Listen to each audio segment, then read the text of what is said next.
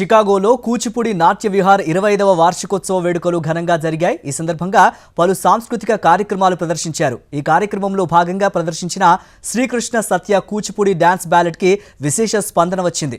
విద్యార్థులు, కళాకారులు చేసిన నృత్యాలు చూపరులను ఆకట్టుకున్నాయి. ఈ కార్యక్రమంలో పెద్ద సంఖ్యలో కళాప్రేమికులు పాల్గొన్నారు.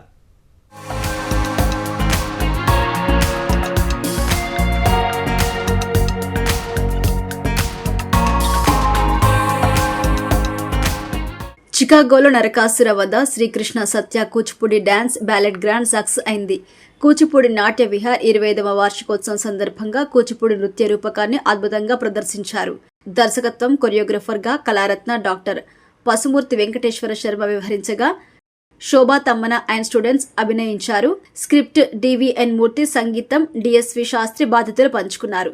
నరకాసురుడిగా కళారత్న డాక్టర్ పసుమూర్తి వెంకటేశ్వర శర్మ, శ్రీకృష్ణుడిగా సాయిమిత్రారెడ్డి, సత్యభామగా సంహిత తమ్మనతో పాటు పలువురు కళాకారులు ఈ నృత్య రూపకాన్ని అద్భుతంగా ప్రదర్శించారు.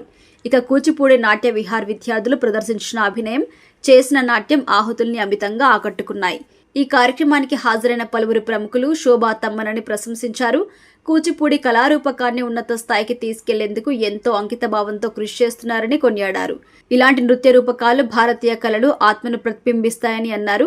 నాట్యం అనేది మనిషిలోని ప్రతి అవయవాన్ని కదిలిస్తుందని చెప్పారు. కూచిపూడి నాట్య విహార్ 25వ వార్షికోత్సవం సందర్భంగా అభినందనలు తెలిపారు. ఈ కార్యక్రమానికి సహాయ సహకారాలు అందించిన ప్రతి ఒక్కరికి శోభా తమ్మన ధన్యవాదాలు తెలిపారు.